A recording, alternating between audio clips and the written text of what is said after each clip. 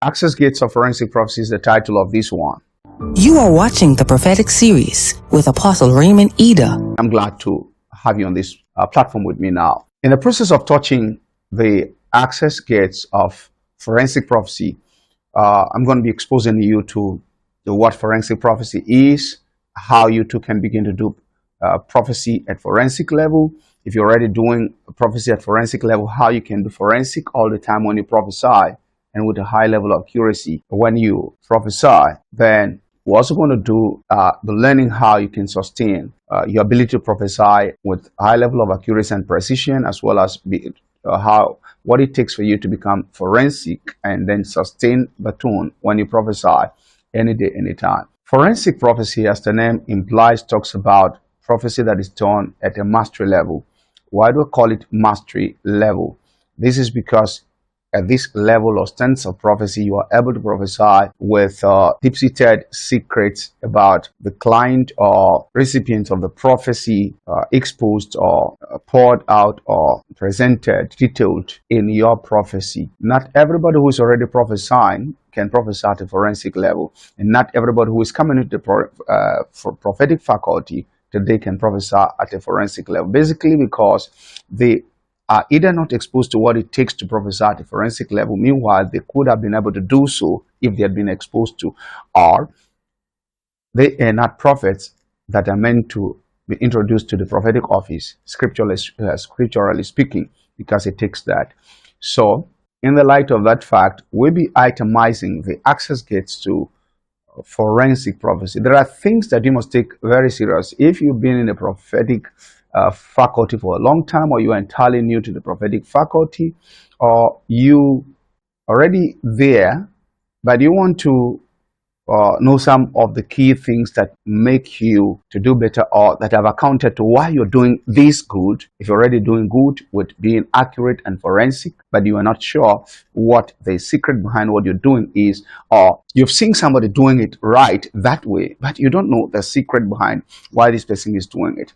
There are things that may appear very simple that you may have known and had neglected, that you at this point need to call to attention, give the chance to have your attention enough so that you can begin to do the prophetic the way you should do. God is in the business of reaching out to mankind, and through the faculty of the prophets or the prophetic faculty.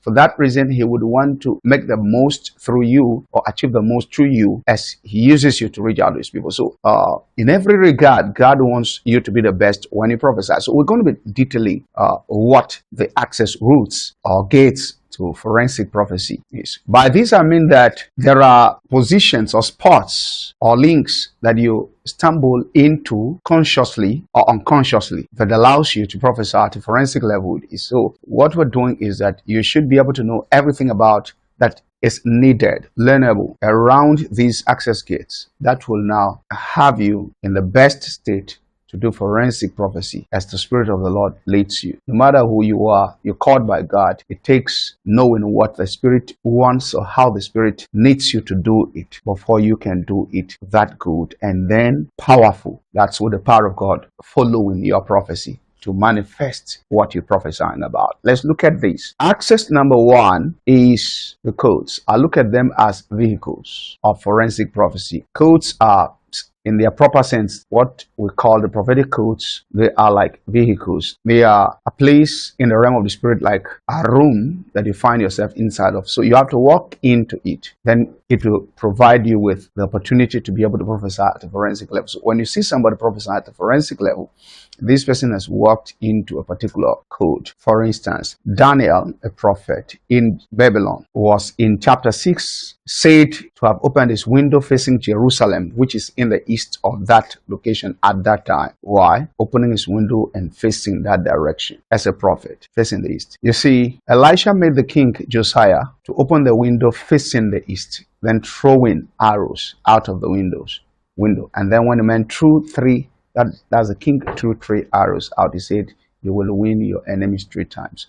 What's the prophetic implication of facing that direction? The moment both Daniel and the king that Elisha stood by and allowed to face the direction of the east to say their prayer or throw their arrows respectfully, they eventually landed themselves inside the code. They kind of migrated out of the normal realm they found themselves into another world. So there's an implication, and that's what you see with prophetic code number 8. So the codes serves you as vehicles. There are things you will never be able to do until you enter into a code. So even if you don't know have the idea of the codes, and you see yourself prophesying with that level of accuracy and forensic depth, it will mean that you had accidentally stumbled into a particular code. But because you came in by accident, it's going to be as well difficult for you to know exactly how to come back to it next time and prophesy with that depth of accuracy. That's why you see some persons are able to prophesy accurately today. Then the next day they are not able to do it. Another day they are able to do it because they are not fully informed or aware of what they did to find themselves in the state that had them prophesy accurately, and then with forensic depth, fine details that now were used to garnish or savour, flesh out their prophecy, that made their prophecy profound the other day. So if you're ever going to do well, you're going to take a deeper thought of the codes than you did. You may have done that before and thought that it's not really necessary. It's necessary. Let's move to the next gates of forensic prophecy, and this one will be the cards. I discovered the cards because no prophets had identified or isolated the cards, prophetic cards, for engagement in prophecy. But when I came into the prophetic, studied the prophetic from the scripture, I took my time looking at the prophetic cards presented to us by prophetic mafias like Prophet Shepherd Bishuri and my men of God, Prophet Even Angel, tapping from their work. And then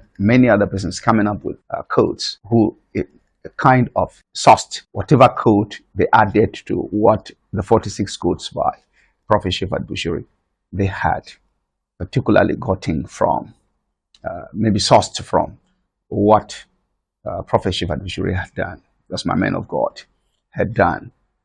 But my point here is that in looking at the codes, I discovered that there's a functional reality that is there, object reality that is there in the codes that is not referred to, and that's the cards. For me, the cards are what you see when you come into the codes. So when you go to the Bible, you look at the prophets prophesying. And let's take Zechariah, for instance. And in chapter 1, verse 18 down, 21, 22, Zechariah talked about, I saw 4 horns. Then I asked the angel, what are these horns? And he said, these are the horns that have scattered Jerusalem and Judah so that no man could lift up their head. Then he said, I lifted up my eyes and I saw 4 craftsmen coming. What were they coming to do? And he said, this one we are coming to, he asked the angel, and the angel said that they are coming to, in a nutshell, repair what the horns has scattered. He saw. So you see, several in scripture, when you follow the prophets, they saw. That scene, what they saw, are what I call the cards.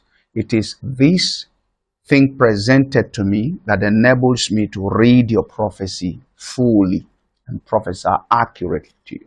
When I prophesy, anytime a prophet is seeing things and telling you, there is a way these things are presented in the realm of the spirit. So these are the various codes that are available to this prophet to tap into and then detail your prophecy, flesh it out in words, or dramatize it, or put it in a proverb, or whichever way he wants to do it. Without a deep understanding of the codes, you may not be able to do well using the codes. Passively you will, but with a better depth of understanding, profound depth of understanding of what the codes are like, you will be able to do better with the codes. So I've had people who have trained under me. Those ones who are good are those who took proper note of that. But there are those who didn't take note, so their training might appear to be half-baked. That's why we have those ones that just as they're training, you see them coming back performing excellently, unusually. Some of them even shock me when they attend the Shiloh School of Seers and I see how they prophesy, what depth they go into, You know, when you train people that are challenging you when they prophesy, you know, they can prophesy to your level. That is, they can do some prophecies that are dangerous. When I mean dangerous, with high level of accuracy and precision. Some of them prophesy with me on my platform after taking my training, and I'm glad, I'm very much impressed at what I see them dishing out. It's because of their profound relationship or romantic as embrace of the concern or issue of the prophetic cards that I detailed in the certificate course in forensic prophecy. If you're not taking that, I will refer you to it. If you're taking that, I'll refer you go back to your work there and be properly rooted. Number 3 access gate to forensic prophecy is gifts. You know, when I say codes, prophetic codes, when I say cards, prophetic cards, when I say gifts, you also expect me to say prophetic gifts. And you are correct. There are prophetic gifts. And somebody will ask, we still have prophetic gifts, or you're talking about gifts of the Spirit? They're gifts of the Spirit, but there are those ones among the gifts of the Spirit that can be isolated clearly as prophetic gifts. And some of the gifts that you least expect to be prophetic are still prophetic. When I teach, actually, I isolate about 7 spiritual gifts to include, but not exclusively, the gift of prophecy, wisdom, and word of knowledge. But 4 more that make the gifts of prophecy. This I have found that all the 46 prophetic codes are seated upon. So whatever you prophesy, engaging for these prophetic codes or the 66 prophetic codes, some have it or present them, take root from the 7 spiritual gifts. Beyond that, never said this before, and you're lucky you're watching this video. Spiritual gifts of giving, presented by Apostle Paul in Romans, when he talked about what God has called you to do, and if God has called you to do, he said, do it well. And he mentioned some spiritual gifts that were not referred to in Corinthians. And he talked about, he said, is it given? Is it exhortation? You see, he mentioned some of these spiritual gifts that are not said there in Corinthians, 1 Corinthians chapter 12. Giving also serves to form a foundation for the prophetic, and that is the way it is applied. That's why we've got a prophetic code called the prophetic code of giving. There is more depth to what you should know about the prophetic code of giving than it is maybe presented in most of the materials I've read about the prophetic codes. I want to stop there with the thought, and we'll take my final access gate to forensic prophecy here today, or in this video rather. And this one is power, and of course prophetic power. You see, this one has got to do with a place, and that's called a prophetic atmosphere, which can be your church under an anointed person, or your church because God chose that place, and the altar and thereabout, or a mountain or a valley or a specific place in a town where you find yourself. You can walk around the city or town until you come to a place where indeed you can feel the presence of God in such a unique way that He is not felt at any other given spot by you. I've done a lot of detailed work on why some places are called power. Because the idea is God is everywhere. He doesn't go, He doesn't come. So how come we see there are spots that God's presence is felt more by prophets, and then when they come to such spots, they are able to prophesy more? For instance, the place I'm sitting now has become a pora. Yes, because sitting here right now, I can feel the presence with absolute clarity, okay? I can prophesy like I'm crazy sitting on this spot. But factor made it to be so. One, it is because I had stood here repeatedly praying or preaching. So something rubbed off me here, because angels repeatedly have met me on this spot. So there's no way any other man of God or somebody who is spiritually minded or inclined comes to this place and will not feel the same presence. So for the fact that I've had angelic encounters on these spots repeatedly, it has become a portal. So it's a good place for any other person to come into, stay here, and you catch the presence of God. You're praying here, it's very easy to contact the throne room of God from this port. Then there are other factors I had outlined in some of my courses, particularly talking about a microforensic prophecy course that is a height of one of my courses. My prophetic courses, that's one of the heights among my prophetic courses. And I had to detail why you come to the place that may serve you as a portal, may not serve me as a portal. Obviously, at the same time, if you and I are like-minded, any place that serves you as a portal will serve me as a portal. That's still another issue. So there are factors that decides where becomes a place that fits into serve you as a portal. A portal is actually a place where the presence of God is dominant. Medicine, pathology, they will say endemic. The disease is endemic. You get me? And even that, they'll go as far as telling us places where particular kind of disease can be contracted. Disease in our own case here is angelic presence. So with that, there are spots where this happens. And once you get to such spots, whether you are having the intention to prophesy or not, you just prophesy. Remember Samuel in 1 Samuel chapter 10 and verse, when Samuel was talking to him, to Saul, he told him that you're coming to the company of the prophets, that you're coming down, they'll be prophesying with a harp, and then the Spirit of the Lord will come upon him and he began to prophesy. He went there. When he met the company of prophets and they were prophesying, then the Spirit of the Lord came upon him and he began to prophesy. Why didn't the Spirit of the Lord come upon him ever before then?